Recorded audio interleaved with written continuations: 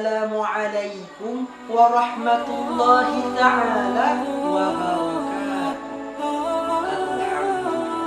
Alhamdulillahilladzi ja'alal qalama lil kitabah wal kitabah lil qira'ah wal qira'ah lil ma'rifah wal ma'rifah lil ibadah wal ibadah. Yang pertama-tama marilah kita basahi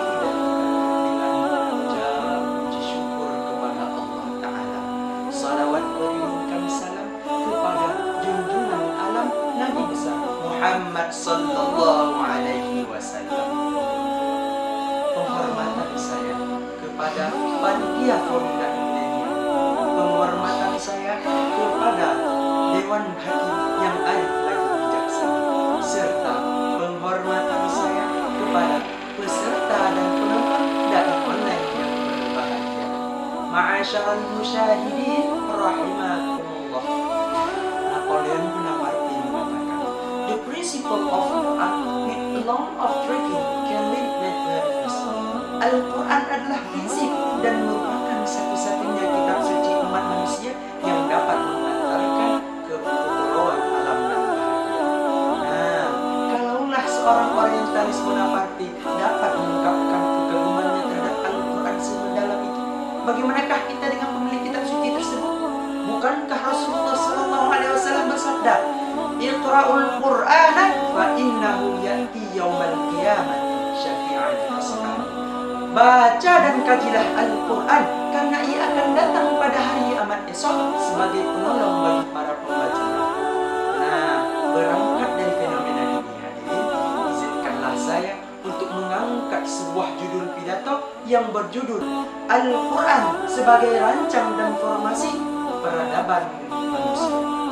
Sebagai landasan awal, Allah Subhanahu wa taala berfirman, A'udzu billahi minasy syaithanir rajim. Bismillahirrahmanirrahim.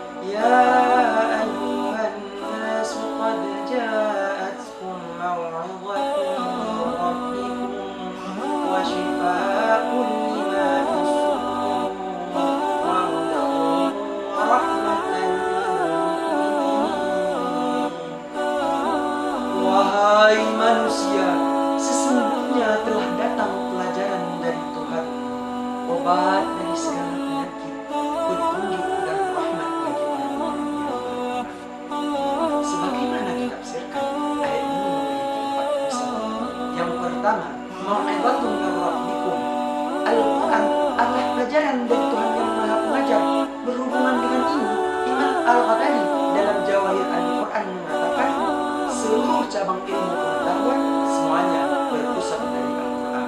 Sebagai bukti, bukankah karena Al-Quran menceritakan tentang proses penciptaan alam dan manusia telah mendorong lahirnya ilmu pengetahuan yang kita kenal dengan ilmu biologi. Yang kedua, syifa'un lima fis sudur. Al-Quran berfungsi sebagai obat bagi segala penyakit. Abu Faridah Muhammad Hijab dalam kitabnya Al-Isnaf Zakatil Quran mengatakan, Al-Quran adalah obat yang sangat sempurna bagi segala penyakit, mau itu penyakit zahir ataupun penyakit batin. Yang ketiga, huda. Al-Quran berfungsi sebagai petunjuk bagi manusia dari segala kesesatan. Sebagai bukti, seorang suami kalau sudah menjadikan Al-Quran sebagai pedoman hidupnya, dia tidak akan berbuat selingkuh walaupun istri tidak melarang. Begitu pula dengan seorang pemuda dan pemudi. Jika mereka sudah menjadikan Al-Quran sebagai intisari hidupnya, mereka tidak akan berbuat macam-macam walaupun dalam keadaan senyap dan sedih. Betul? Yang keempat, rahmatan lil mu'minin. Al-Quran berfungsi sebagai rahmat bagi orang-orang yang beriman. Dengan segenap hati kita mempelajari dan mengkaji kandungan Al-Quran, insya Allah kita akan terbebas dari rasa resah dan gelisah. Ma'asyaral musyahidin rahimakumullah.